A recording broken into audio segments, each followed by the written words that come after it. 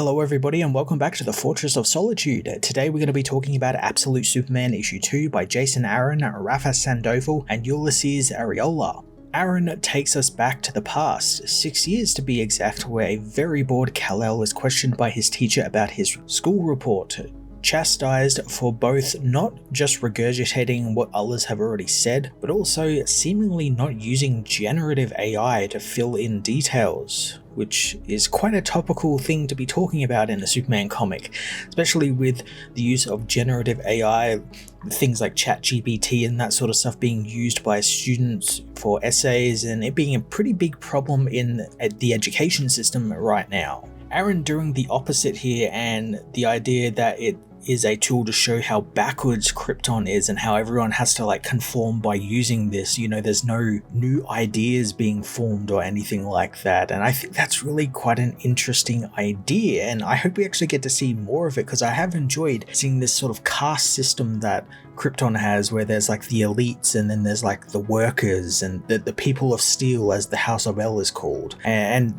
this is just an extension of that into the education system. I also really like the idea of the school being all remote and Kal has to kind of Zoom call into his class, which further separates and alienates him from the others and the other people around the school, so you can't just sort of interact with each other very easily and form opinions and everything. It feels like a very highly controlled situation and environment. Kal's boredom also doesn't stem from this whole remote schooling stuff, but from the fact that he seems to be insanely smart and nothing is really stimulating his mind. Focus on his intellect is neat, as it's a very often overlooked trait by most writers who write Superman. They usually just write him as, he's the big tough hero who hits things. A lot of writers don't really remember that he's actually super smart. His dad was one of Krypton's foremost scientists after all.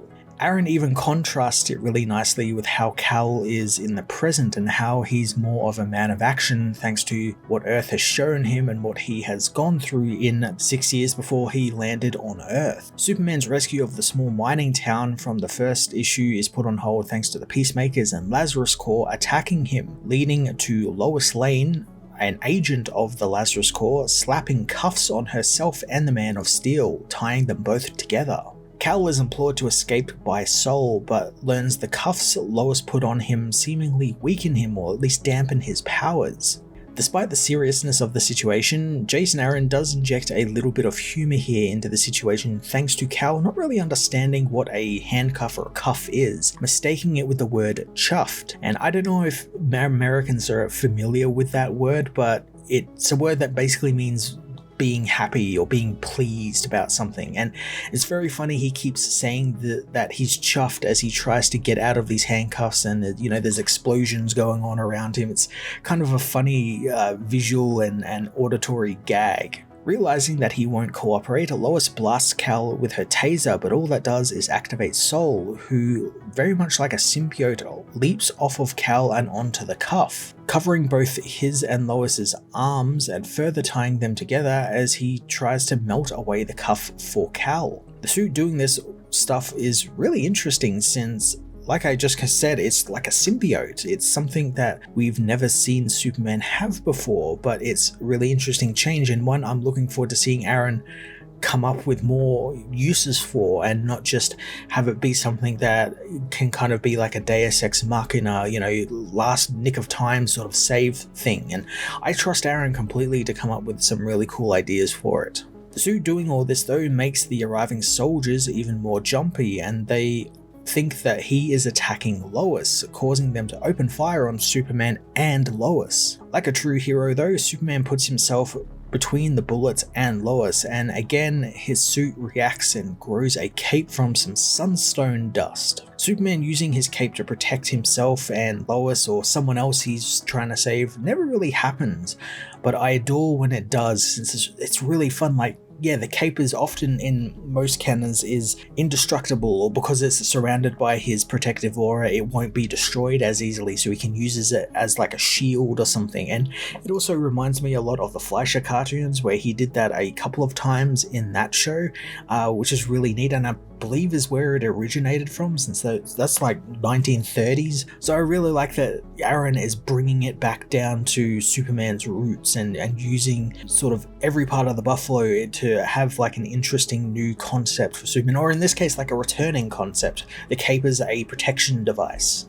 Sol has a little bit of trouble getting rid of the cuff as he finds out that the metal it's made from has peculiar properties and it actually remakes itself quicker the more he destroys it. And on top of that, Lois keeps shooting Kal in the face, trying to get him to surrender to the Lazarus Corps. Finally, he manages to talk to her, revealing that he is actually trying to save her life. With the Lazarus moving in, Kal has the cape grab onto Lois as he leaps into the sky, where he's pursued by a really wacky heli tank, which were in the first issue, and I never fully realized that they were flying tanks that have just helicopter rotors on the top. It looks so wacky and out of place in this universe that all the tech seems to be marginally modernized and seemingly realistic, and we just have a flying tank. It's so weird, but I love it. I love weird stuff like that. Again, the whole dust cape is such a cool concept, and I love that it gets massive, almost kind of enveloping Kal and Lois. Kind of reminds me of Spawn's cape, or how they would draw Superman's cape in the 90s, just billowing folds of cloth surrounding him, protecting him. I also believe this is confirmation that Kal cannot fly, as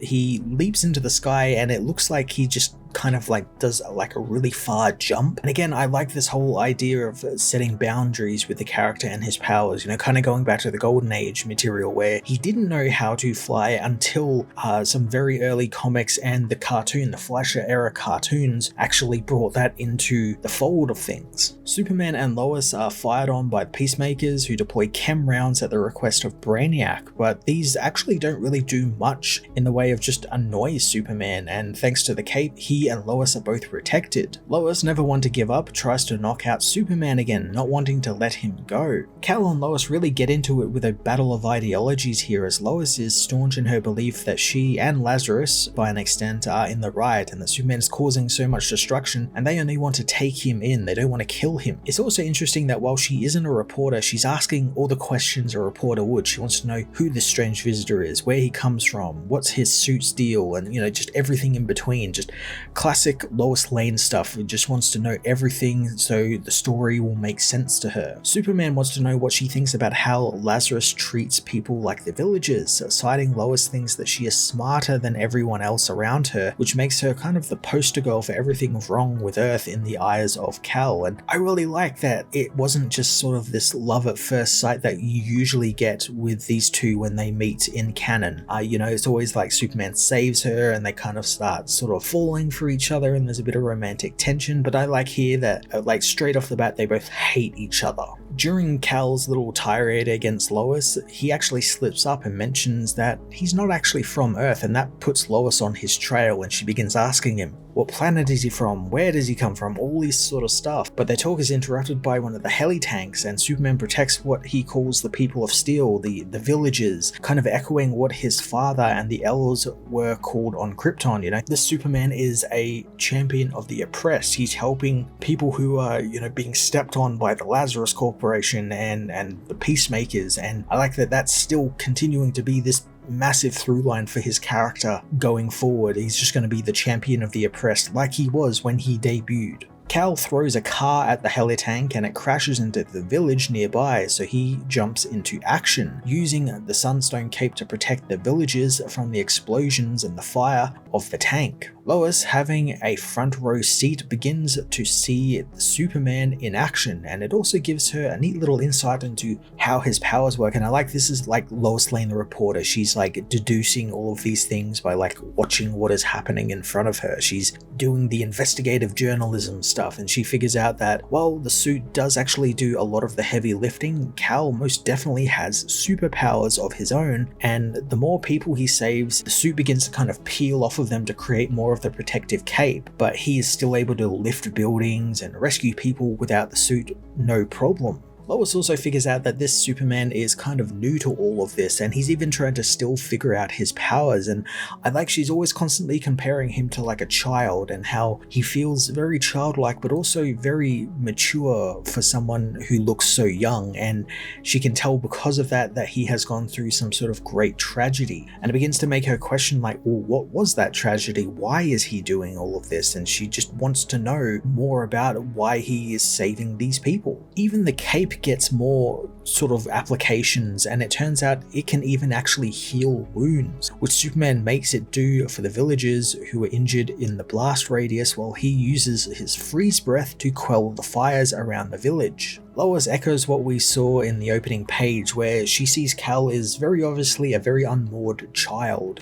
unsure of his place in the world and finding himself wanting more stimulation, more, sort of application, but he can't find it. And she even begins to conclude that Superman might be a child without a home anymore, and it's why he feels very lost.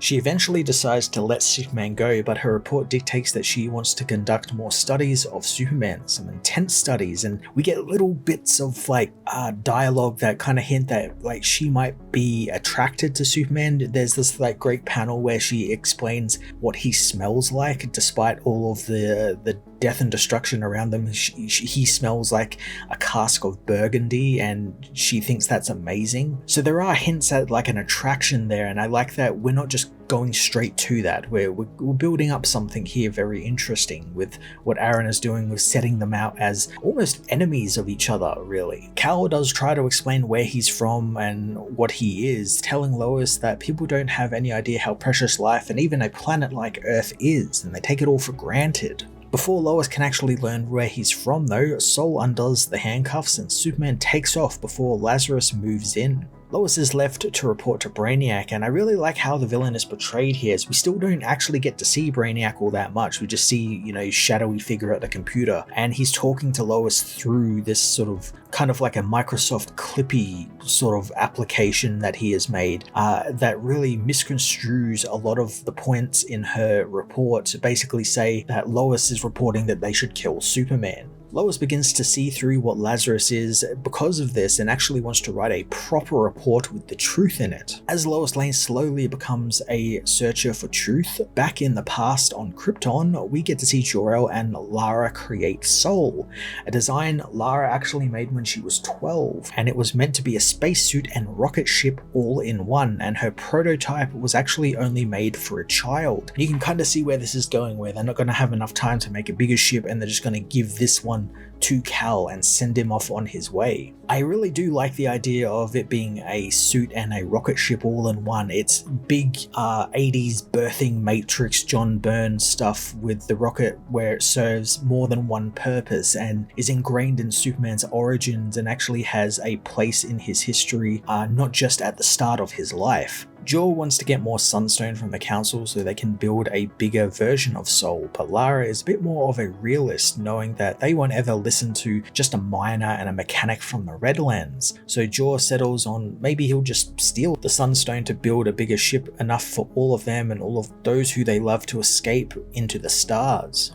Back on Earth, Lois finishes her report, actually feeling great in writing the truth as Superman heads to Venezuela to help more people, but the villagers he rescued earlier in Brazil aren't out of danger yet, as one of the Peacemakers from the heli tank managed to survive, and lo and behold, it's Christopher Smith, who in the Prime DC universe is the actual Peacemaker. Chris Smith is Peacemaker in that universe, and I like that here he's just one of the many Peacemakers, and he's just a grunt, and he kind of becomes a main focus of this little part, as he's kind of ranting and raving about all of this being about peace, bringing peace through any means necessary, and he decides to show the people of the village who saw Superman what that means, opening fire on the village and killing them all, since, as he puts it, peace has a price. This is a really interesting way to introduce us to this world's Christopher Smith, and if I had to guess, this is Aaron kind of positioning him as the quote-unquote main Peacemaker that will probably follow throughout the next couple of issues, and I guess he's going to be an antagonist of Superman, or the main antagonist Peacemaker of Superman in later issues. It also feels very, very slightly a bit like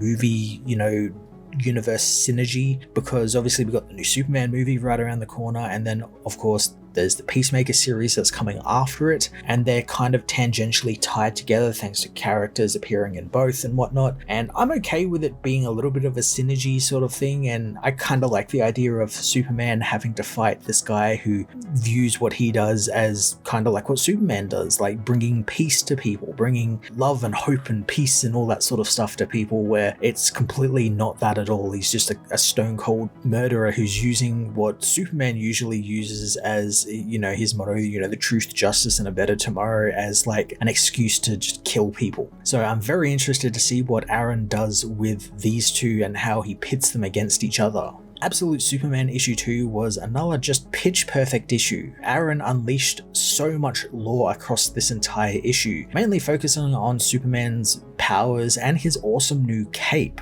I love how he's managed to combine Golden Age Superman abilities and powers with new and creative ones like the symbiote-like suit and the cape made of sunstones. There's also this really interesting thing where he's like pulling from every era of Superman, so we have stuff that references the Fleischer cartoons with him using the cape as like a shield for Lois, and then there's like the suit and the cape being also his spaceship, kind of like how in the Byrne era the birthing matrix kind of acted as like part of him for a time. So there's like all this like really interesting stuff being culled from all eras of Superman and being made new and interesting and being used in ways you would never really think. It's just so cool. Kal and Lois's interactions were also unlike anything we've seen before, and how Aaron is using Lois's interactions with the hero to push her towards being a journalist and a finder of truth in a world full of lies is just awesome. I also like that they are basically enemies of each other, you know, one's a villain to the other, more or less, and that's an interesting pitch we never really get with these two. They usually just immediately fall in love with one another, so it's a very cool way to